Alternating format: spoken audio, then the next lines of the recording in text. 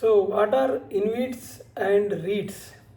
InvITs, Infrastructure Investment Trust, and REITs, Real Estate Investment Trust. These are investment vehicles regulated by Securities Exchange Board of India, SEBI. They allow investors to invest in infrastructure or income generating real estate assets and earn returns without directly owning those assets. So here we will discuss RPT transactions, related party transactions.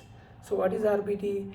It is a transaction entered into with a person or entity having a specified relationship with the InvIT or REIT. Such transaction requires a greater transparency because they may involve a potential conflict of interests.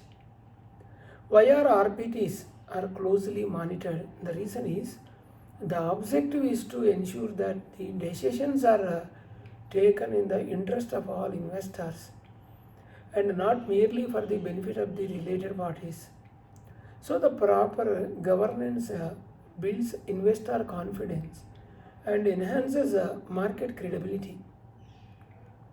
So how are the related parties identified in the REITs and InvITs? So the regulations generally refers to the Companies Act 2013 and applicable accounting standards. In addition, the sponsors accounting standards. We are talking about the applicable accounting standards, and sponsors, trustees, investment managers, and the project managers, and certain connected persons. They are also treated as a related parties under SEBI framework. If you see the regulations, these regulations generally refer to the Companies Act 2013 and the applicable accounting standards. Apart from this, the sponsors, trustees, investment managers, and then product managers, then certain connected persons, they're all also treated as a related parties under SEBI framework. So, do REITs and InvITs regulations contains a complete RPT framework? See, here the answer is no. The reason is while the regulations prescribe important approvals and disclosure requirements, they do not provide a detailed guidance on every aspect of the RPT governance. So because of this, many practical issues are left to internal governance policies. So what are the major regulatory gaps are here? So some important areas we can discuss where the detailed guidance is limited, which includes like audit committee approval process or board level review mechanism or omnibus approval for repetitive transactions and material modifications of approved RPTs, uniform methodology for determining materiality. So these gaps require InvITs and REITs to develop a robust internal governance for determining the materialities. These gaps have to which we have discussed now. So these require InvITs and REITs to develop a robust internal governance systems because this is already there in SEBI and Companies Act very clearly. So why is the internal RPT policy is important? The reason is a well-designed RPT policy provides a clarity on identification, approvals, documentation or monitoring and periodical review of the transactions. So it also demonstrates a good governance during regulatory inspections. So can InvITs and REITs adopt the principles from SEBI LODR regulations? Yes, although not mandatory in every case.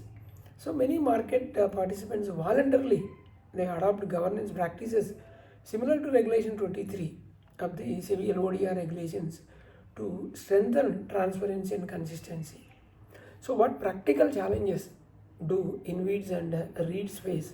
Some common challenges like identifying all related parties across complex structures, monitoring transactions involving multiple SPVs, and maintain consistent approvals and documentation, handling transactions within group entities.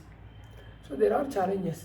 So what should a strong RPT governance framework include?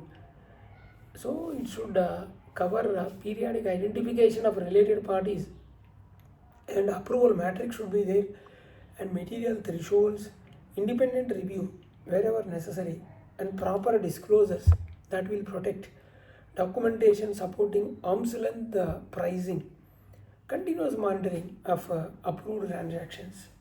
So why is documentation so important? We are telling the proper documentation. This helps to demonstrate that every RPT was reviewed objectively and approved through the appropriate process and executed on a fair commercial terms. So documentation will help. This becomes valuable during audits or SEBI inspections and investor scrutiny. So what is the takeaway in this video? For InvITs and REITs, even where regulations provide flexibility, governance should not be compromised. A proactive RPT framework supported by strong internal policies can reduce the compliance risk and improve the transparency and strengthen the investor confidence. Thank you.